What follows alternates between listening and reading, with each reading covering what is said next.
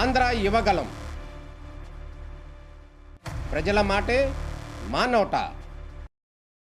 ఆంధ్రప్రదేశ్లో కీలక పరిణామాలు చోటు చేసుకుంటున్నాయని, కూటమి ప్రభుత్వం కూలిపోతుందని ప్రొఫెసర్ నాగేశ్వరరావు చెప్తున్నారు. అసలు ఇంతకీ ఎవరి ప్రొఫెసర్ నాగేశ్వరరావు?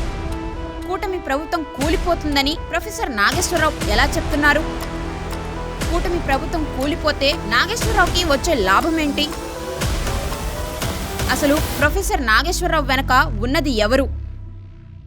వివరాల్లోకి వెళితే ప్రొఫెసర్ నాగేశ్వరరావు ఒక రాజకీయ విశ్లేషకుడు, జర్నలిజం ప్రొఫెసర్ కూడా. అంతేకాకుండా ఒకప్పుడు మాజీ శాసన మండలి సభ్యుడు కూడా.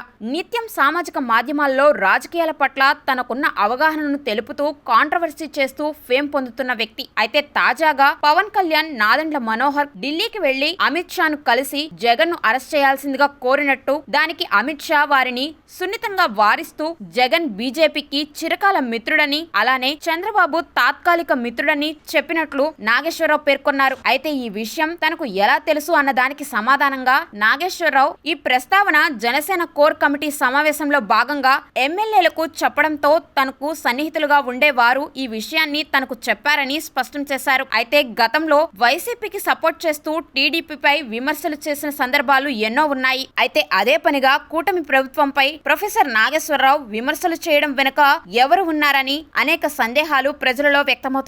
ఏది ఏమైనా గతంలో కూడా ఆంధ్రప్రదేశ్ ప్రజల మీద చేసిన విమర్శలకు ఇప్పుడు పలువురు ఆగ్రహం వ్యక్తం చేస్తున్నారు. ఆంధ్రప్రదేశ్ రాజకీయాల్లో జోక్యం చేసుకోవడం సరికాదని ప్రజలు ఆగ్రహం వ్యక్తం చేస్తున్నారు. 2014 రాష్ట్ర విభజన సందర్భంలో కూడా తెలంగాణ మీద ప్రేమ చూపిస్తూ ఆంధ్రప్రదేశ్ మీద, ఆంధ్ర ప్రజల మీద పలుమార్లు విషం కక్కిన సందర్భాలు ఎన్నో ఉన్నాయి. అయితే ప్రొఫెసర్ నాగేశ్వరరావు ఇదంతా నిత్యం వార్తల్లో నిలవడానికే చేస్తున్నారా, లేక కక్షపూరితంగా ఎవరైనా ప్రొఫెసర్ నాగేశ్వరరావుతో చేయిస్తున్నారా అనేది తెలియాల్సి ఉంది. ఇదిలా ఉంటే కొంతమంది మేధావుల ముసుగులో అనుకూల పార్టీ కోసం తహతహలాడుతున్నారని ప్రజలు చర్చించుకుంటున్నారు.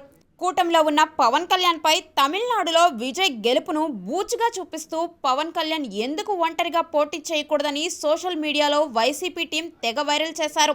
దీనిపై జనసేన అధినేత స్వయంగా కుక్కలతో పోల్చిన విషయం తెలిసిందే. మొత్తానికి ఆంధ్ర, తెలంగాణలో ఉన్న కూటమి వ్యతిరేక శక్తులు అన్ని కూటమిని కూల్చేందుకు శతవిధాలుగా ప్రయత్నాలు చేస్తున్నారని కూటమి అభిమానులు విశ్లేషిస్తున్నారు. పక్క రాష్ట్రంలో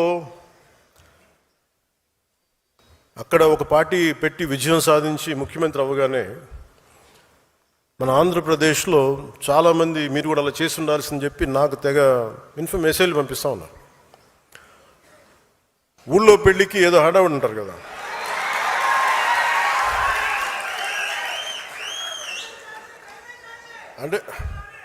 అంటే ఎలా ఉండదంటే మనకి సందులోనో ఒక పెళ్లి జరుగుతూ ఉంటే మన ఊళ్ళో చిన్నపిల్లలు పరిగెడుతూ ఉంటారు అటు ఇటు, వాళ్ళ ఇంట్లో పెళ్ళి అనుకున్నట్టుగా. అరే ఆంధ్రప్రదేశ్ పరిస్థితులు వేరు. సరే వీళ్ళు చెప్పినట్టుగానే మనం కూర్చొని 2019 నిలబడ్డాం. ఎక్కడ పెట్టారు? 2 చోట్ల ఓడించారు కదా. పోనీ ఎవరైనా నిలబడ్డారు ఆ రోజున నాయకులు అంటే? అందరూ పారిపోయారు కదా. సో అందుకని కంపారిజన్ పెట్టకండి. నిజంగా నేను పదవే నాకు ప్రధానం అనుకుంటప్పుడు 2008లోనే యూత్ వింగ్ కాదు ఎంపీగానే పోటీ చేశాను. 2014లో నేను ఎన్డీఏతో అలయన్స్లో ఉన్నప్పుడు నేను మల్కాజ్గిరి నుంచి ఎంపీగా పోటీ చేయాల్సి ఉంది. బట్ నేనేమనుకున్నానంటే, ఎందుకు చెప్తున్నాను ఇదంటే, నేను ఒక పార్టీని నడపాలి, ఇది సమాజంలో మార్పు పట్టుకు రావాలంటే నాకు తెలియాలి కదా కష్టం. ఒక కమ్యూనిస్ట్ నాయకులను చూస్తే కింద క్షేత్రస్థాయిలోకి వెళ్ళారు, నలిగారు, దెబ్బలు తిన్నారు. ఒక కాంశీరామ్ దెబ్బలు తిన్నాడు, నలిగారు. ఒక పార్టీని నడపడం ఏదో కూర్చోబెట్టి ఎదిగేయటం, వచ్చేయటం, పదవిలో కూర్చోవడం కాదు. ఎలా నడపగలవు?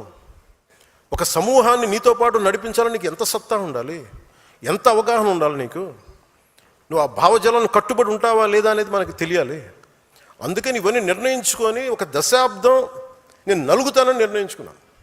అది 2007 నుంచి మొదలుపెట్టిన ప్రయాణం 2014-18 దాకా నడుస్తూనే ఉన్నాను. నలిగాను దశాబ్దం. ఆ తర్వాత 2019 చేశాను.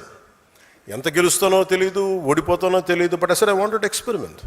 చూద్దాం ఏం జరుగుద్దు.